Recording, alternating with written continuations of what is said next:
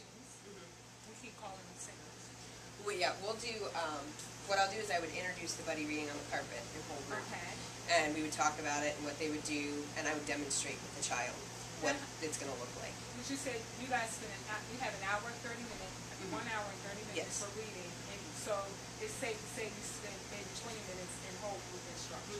Yeah, between 20 and 30 minutes in whole group. Okay. And while we're on the carpet, we'll talk about, we also demonstrate the behavior that we don't want to see Okay. in stations. Tell us what types of behavior would you share with them that you don't want to see?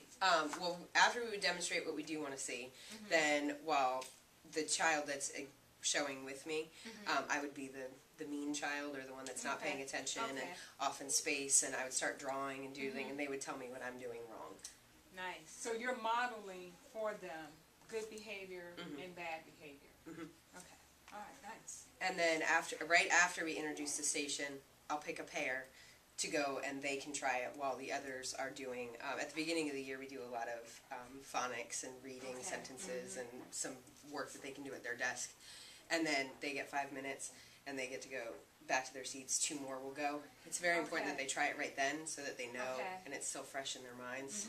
And then the next day we'll introduce another station and then we'll have 2 pairs working in those 2 stations. So it's slowly moving to where the whole class will be at stations at one time.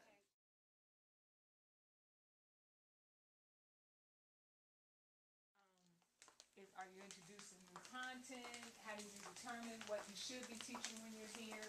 Well, what we do is I'll have between 5 and 6 back here with me. 5 or 6 at one time. But when they're out here moving around, they're in buddies. They're buddies. Yes. Okay. So we have our groups that are already split up, and then we'll have a lesson plan written. We try to go by our series, our Harcourt series. So if the narrative element is, let's say it's using details or context clues, then that's what we'll talk about on Monday. What context clues are when you're reading. How could you figure out what's going to happen next, and how do you know that they're really in a house and not a fire station? Just those types of things. And then we'll have a book that goes along with that. We'll have 5 or 6 copies. And then we introduce the book, and then they read through it. They all read at the same time, out loud. Choral? Not together. They're reading, so I tell them I need to hear their voice. I tell them they need to whisper read so that I can hear them. I give a big speech at the beginning of the year about how this is a magic brick, and it has to make you get loud. I mean, there's all different kinds of things, but I put the brick in front of the kid. And when it's in front of them, they have to read loud enough for me to hear. And then when I take it away, they go back to whisper reading, and then this one can read loud enough for me to hear. And then take it back, and the whole time they're whisper reading. And then if they finish, if they get to the end before everybody else, then they just go back. And while I'm going, I'm listening for teachable moments, or I'm taking running records while they're doing that. I have 2 questions. What is all inside of that bin? It's the lesson plan, so you have a clipboard in each bin. Yes. And are these leveled? So these are level readers for them. Yes. And inside of this, I see you got little things. We're nosy. Oh, it's okay. We have a clipboard that has the lesson plan for that week, and then I have Post-its that I keep with me that has the child's name, things that I'm noticing that they're doing. So this is your running bin. Yes. Okay. Nice. And that's just on the back, and then that stays in there, and then it's their book. For this group, this is all they have is just their book and the clipboard. For my highest group, they do literature circles where they kind of run the show towards the end of the year. And so they have different jobs, so their jobs are in here. Okay, we need to see everything. We have the lesson plans for me. But so for the literature circles, they work with me first but they went almost probably halfway through the year with me, and then we were doing jobs the whole time, so vocabulary enricher, and it tells that their job description is on the back. So it says, your job is to find a few important words in the reading. If you find unfamiliar words, write them down and post it, so together you can look them up in the dictionary. So at the end, then they each take turns with their job. There's a discussion director, and they are the ones that are in charge of leading. Oh, okay. And that's really that's a tough one to teach, but once they get comfortable with it, they have no problem asking questions. You can use manipulatives or support tools. We have dice. Yes, we that love they can cubing. start, yes. Yes. So they can Cubing start is with good. that, and then as they get more comfortable, take it away and they come up with their own questions. On the table, they ask that question. Okay. And they get to choose who they're going to ask it to, and they have to come up with an answer together. Okay, and I'm being even more That's nosy. all right. These yellow cards here, what is that about? We use this as another support tool. It's read, stop, think. And so if they're reading fiction, then they're going to think about who the characters are, what the setting is, the plot, what's happening, is there a conflict, how'd they fix it. And we don't use it, it's not all used at the same time, so maybe one day we would use this.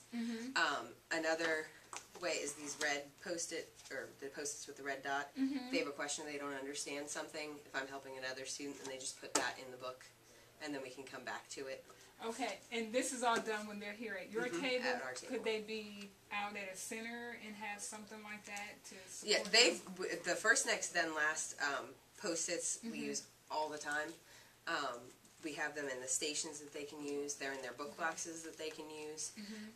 So they can put that on there all the time.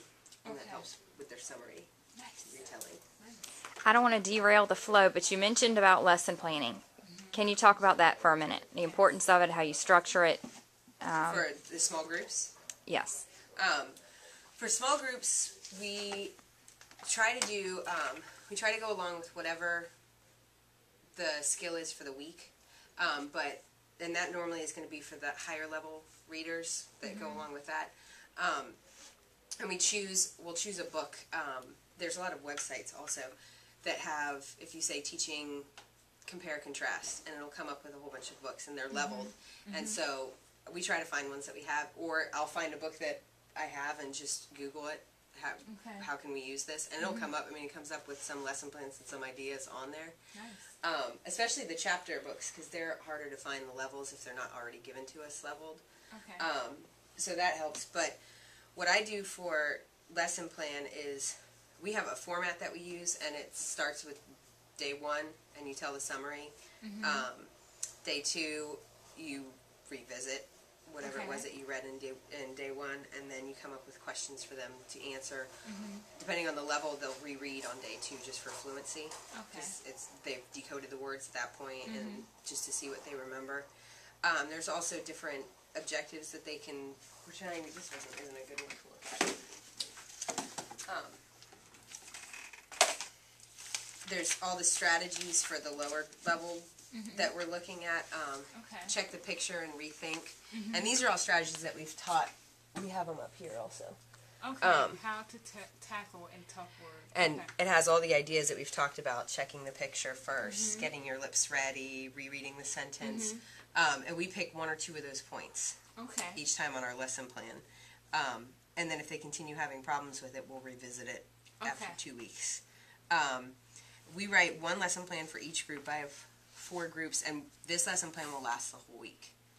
Okay, so I just want to be sure I heard that.